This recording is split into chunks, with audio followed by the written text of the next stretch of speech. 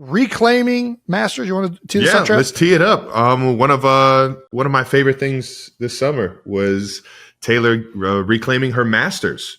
Her recording of her first 6 albums finally became hers. Yep. And you haven't really talked about it. You made that beautiful post on all your social channels, thanking everyone that made it happen and everything. But why don't you tell the 92%ers how it really felt? Oh, wow. So to catch anyone up who doesn't know about this saga, like I signed a record deal when I was 15, and I always kind of refer to it as I got my music back this summer, but I never owned my music at all. So traditionally, a lot of record deals are set up in a way that artists don't own what's called their master recordings. Owning your master recordings means that you have complete control and power over distribution, licensing, and essentially the way your legacy is shaped. It's a huge thing. It's always been a huge thing for me. Like since I was a teenager, I've been actively saving up money to buy my music back and to ever own it in the first place, because it's usually the label that owns it. But I've always wanted this to happen. So it's been sold. My music has been sold a few times. The first time that it was sold, it really ripped my heart out of my chest. And I told everybody exactly how that felt for me and what I was going through. And I started basically defiantly re-recording my music because I wanted to own it. And this was the only way I thought it was ever going to happen. And so I knew she had a bad kid, and she's just got a little bit of a bad kid. Yeah, it's not a bad kid. That's a freaking savvy kid. That's what that is. That's like, hey. Yeah. I've been told I've been defiant a lot of times. Well, you are defiant. So. You're very defiant. It's like I insubordinate, Travis. Insubordinate. Yeah, it's. I think for me, that was the closest I ever thought I would get to owning my music, and so re-recording my music, it was so exciting to get to have that opportunity. But there was still like, I thought about not owning my music every day. It was something that I never was. It's like an intrusive thought that I had every day. And so we do the Eras tour. After the Eras tour, I had a meeting with my team, and we decided this might be a good time to approach the current owners of it. The owners of it was a private equity firm called Shamrock Capital. I knew them to be above board people. They had been very friendly to us. What I was looking to do, though, was I wanted to buy my music outright. I don't want to be in a partnership. I don't want to own 30% of it. I want to own all of it. Yeah, and you deserve that. But it was a long shot to think that they would do that they would sell that asset to me. It's a big asset. It's a huge decision for them to make, to sell that to anyone, including me. I decided that rather than this be like a business conversation, I'm in the business of human emotion. I would so much rather lead heart first in something like this, because for me, this is not, I want to own this asset because of its returns, because of its, because of the dividends that I will receive over the years. I want it because this is my handwritten diary entries from my whole life. These are the songs I wrote about every phase of my life. This is my photography, my music videos, most of which I funded. My artwork, everything that I've ever done is in this catalog. And so rather than send lawyers or management, like in a big crew, I sent my mom and my brother, who I work with, to LA, and they sat down and this happened. I don't ever really talk about it because it's they sat down with Shamrock Capital, and they told them what this meant for me. Like, they told them the whole story of all the times we've tried to buy it, all the times it's fallen through, all the times we had gotten plans together and figured out something we thought was going to work and it didn't at the last minute. And so my mom calls me afterwards. She's like, look, they were wonderful. They heard us out. We have no idea which way they're going to go with this. And so I was like, I get it. I haven't gotten my hopes up about this in a decade. And so it was a couple months after the Super Bowl. We're in Kansas City. And I get a call from my mom, and she's like, she's like, you got your music. Yeah. And so sorry that it's literally been so long since this happened. It's every time I talk about it. She was like, you got your music. And I just like very dramatically hit the floor for real. Like honestly, just started been a long time coming. Bawling my eyes out. And I'm just like, just weeping and kind of like unable. I was just like, really? Really? What do you mean? What do you mean? And I'm like, get yourself together, get your shit together. Like, just go tell Travis in a normal way. Yeah. And I knock on the door. He's playing video games. And I'm trying to say it in a normal way. And I'm just like, Travis! I'm like, oh no, what just happened? And he puts his headset down. He's like, guys, gotta go. And I think he thought something was wrong. And you come up and I'm just like, I got all my music back. And then just start absolutely heaving. Just dead crying. weight. Just dead weight. Losing Dropped, all control. Had no power in my legs to support myself. And yeah, this changed my life. I can't believe it still. Every time I think about it, it's like I have to tell the short version to everyone because it is still like this will affect the rest of my life. I think about this every day now, but instead of it being like an intrusive thought that hurts me, it's, I can't believe this happened. Like, how lucky am I? How grateful am I? I'm so grateful to like the artists that helped me with my re-records, because when I did my re-records, I started doing those in 2021. Mm-hmm. And a lot of, like, most of the industry trades were like, this is a bad idea. This is her sort of derailing her career in a way. Nobody's interested in you doing the same album twice. Fans are not going to be engaged with this. This is not going to go well for her. Somebody knew though. And it was like, I still was able to like reach out to friends of mine, like Phoebe Bridgers, Keith Urban, Maren Morris, Chris Stapleton, Haley Williams from Paramore, Fall Out Boy, like all these absolutely incredible artists that like shape who I am as an artist. Yeah. And they like agreed to be a part of the re-records. And I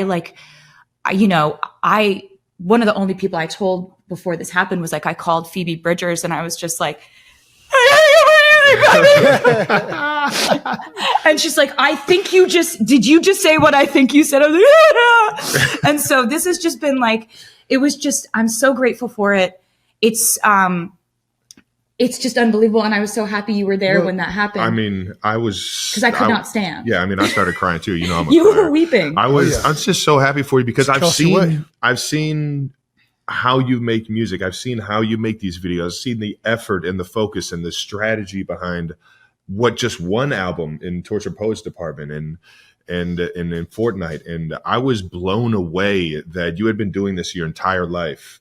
And for, your first 6 albums, you weren't given the rights to all of that. Mm-hmm. And I know what that looked like. And I know how much it burned you that you didn't have that and you didn't have your creation. Mm-hmm. And I think doing it the right way, creating the fan base that you did the right way, and leading your life in a direction that you were eventually going to get it back somehow, some way, because of you always doing things with the right intentions. So thanks. So how does music ownership, this is so crazy to me. So you wrote these songs, you sang these songs, you put everything into them. And don't get me wrong, there's publishing companies, people that support artists out there, but how does ownership of music even work? Like when you recorded these songs when you were 16, right? Is that like the singer you dumb gets it a down portion? to us 90%? Yeah. The singer gets a certain portion. The artist gets or the songwriter gets a certain portion, and then the publishing company gets a certain portion. Okay, so that's a great question, and there's 2 main categories that we're talking about here. Just go ahead. So master recordings is the actual recording. Yes, it's the actual vocal, band, production, mixing, mastering, that actual thing. Yes. Mine also included my album artwork, my music videos, everything that went along with any era of music that I had done for my first 6 albums. Got it. Every era. So then there's another category, which is publishing. Yes. I own my publishing, which is why, I have control over, if my song is used in a film, I wanted them to use Taylor's version instead of the original version, the songwriter, can decide that. Got it. Okay. And so it's like, Noted. I've always been very lucky because my publishing was protected. A lot of artists have their publishing sold away from them, or they sell their publishing. And and a lot of artists, it may not be important to them. It was always important for me. The publishing aspect of it has always been something I've had firmly in place, which is great because my songwriting is the core of why I do this, why I love it so much, and what I think has made anything happen in my career at all. Greatest songwriter of all time. That's very nice of you to say that. It's like, says her boyfriend. Says a lot of people. Basically, then you have the master recordings side of things. Now, this is a discussion that was not really brought up amongst the artist communities, especially not with fans. This was all kind of industry centric and kind of boring contract stuff that like fans were not speaking about. Sure. And so one thing that I think is really great that has come about because of this is that I have so many new artists come up to me now and say, hey, I didn't even know this was a thing. Yeah. And when I went to go and negotiate for my record deal, I negotiated to have my masters revert back to me after a certain amount of years, or that I own them outright. And it's not for everyone. Not everyone cares about this. Artist to artist, artists have different priorities.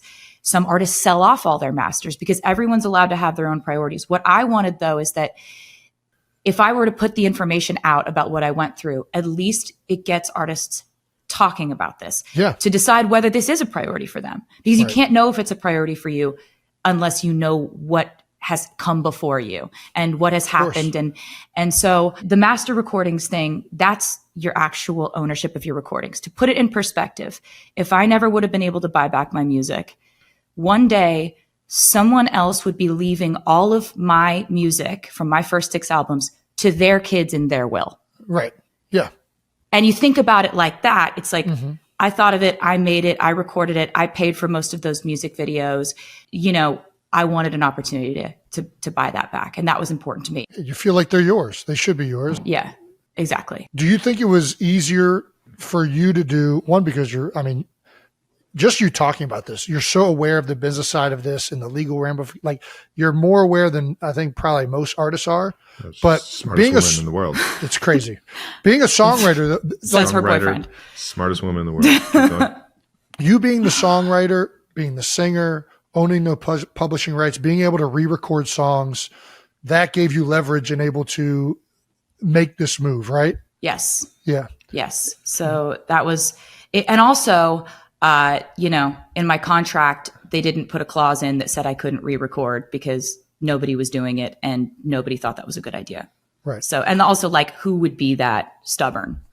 Like who would be that petty? This badass kid over here. That they would record every single thing it's so badass, over and over again. What was your favorite one? Not just that. Hold on, Bill. But not just that. Who has a fan base that's going to listen to the same album twice in a row? It's a good point, Jason. It's a good point. Honestly, and this is where they missed it. You had if you make this a third diehard 1989, I'll listen to that already one too. Built.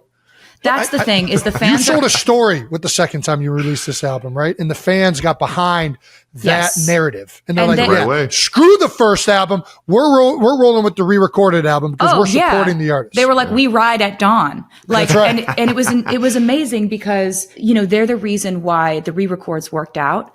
Yeah. They're the reason I was able to purchase my music back because they came to the Eras tour, and basically they're the reason why any of this worked out. And I also want to note that like the other people who are like, we ride at dawn, my live band, they played on all the re-records. It's like, you want to know why they sound so perfect on the Eras tour. They played on all those records. Like they're session musicians too. And that's how good they are. And I'm so impressed just by their ability and their dexterity as musicians to be able to do that so convincingly, because there are actually there's the Taylor's version's one I kind of prefer a lot of that stuff. I think it sounds incredible, but I'm happy to have all of it. So that leads me to the next question, Tay. Now that you own all of it, you have the re-recordings, you have the original recordings. What should we listen to?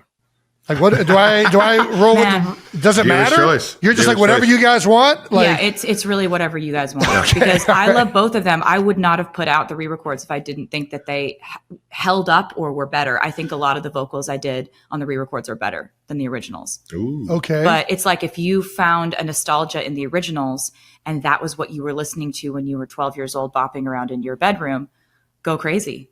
Yeah. We got them all. I'm going to start doing comparisons. That's what I got to do. I just got to start doing comparisons. Yeah. You're going to listen to every beat. Yeah. You're certainly, it's not mandatory, Jason. I mean, it sounds like a good time. I'll say this. There's a few good playlists out there that have a mixture of them all. You've been streaming? Yes. Thank you. I've been streaming for about 2 years now. That's fantastic. Thank you so much. That's why we got that spike in the, That's in what it the was. 35-year-old Travis Kelce. male demographic. Right. Yes, that Hey. 1.7 billion, that was at least 1 billion of those, for sure. We have one IP address from one iPhone that continually is listening to this playlist. Did you have a favorite album that you re-recorded that, like, are there different eras that you liked recording more, re-recording? I really liked them all, but I think Red was very special. There were songs that I called from the vault songs.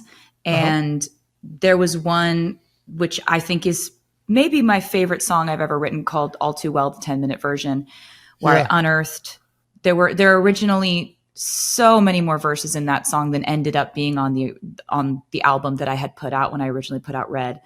I made the glorious, fortuitous mistake of saying that to my fans in an interview. Words. You know what Okay. those words I mean. love it.